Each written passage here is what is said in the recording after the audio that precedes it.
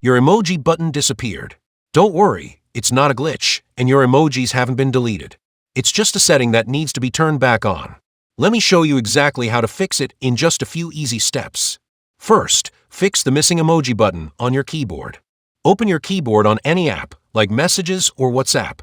At the top of the keyboard, tap the gear icon to open the keyboard settings. In Settings, go to Preferences. Look for the option called Show Emoji Switch Key. If it's turned off, toggle it on. Now, go back and open your keyboard again. You should see the emoji button reappear, usually right next to the spacebar or in the toolbar. If the emoji button still doesn't show up, try restarting your phone. A quick restart can refresh your settings and make the emoji key show again. Next, fix missing emojis from the emoji list. Sometimes the emojis are not just hidden, they're completely missing due to a bug or corrupted file. To fix this, open the Google Play Store and search for Gboard. That's the default Android keyboard. Tap on Gboard in the results. Then tap Uninstall to remove the app completely. This clears any bad files or updates that could be causing the problem.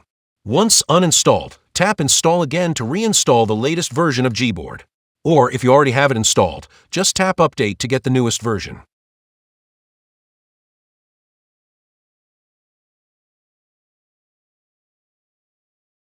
After that, restart your phone one more time. Open your keyboard and check again.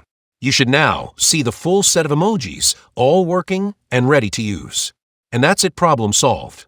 If this helped you, make sure to like this video and subscribe for more simple tech tutorials. Thanks for watching.